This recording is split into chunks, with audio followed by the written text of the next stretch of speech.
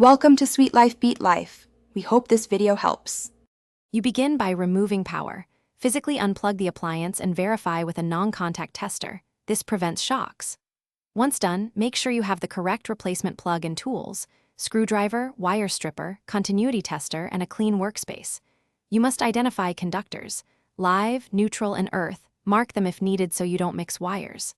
Once labeled, loosen the existing plug screws and expose about 6-8 mm of each conductor, because clean, visible copper ensures a reliable connection.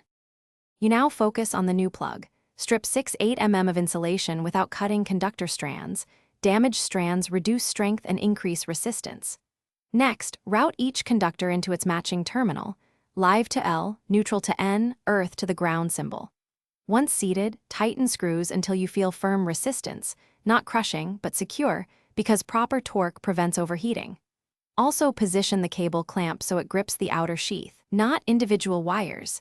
This avoids pull stress on the terminals over time. You finish by assembling the plug shell and confirming the cable clamp is tight.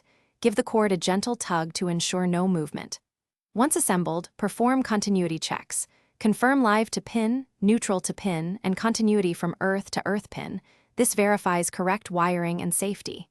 If any reading is wrong or you detect loose strands, reopen the plug, correct the connection, and retest.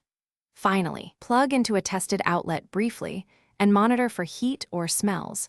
Stop immediately if anything seems off. Thanks for watching.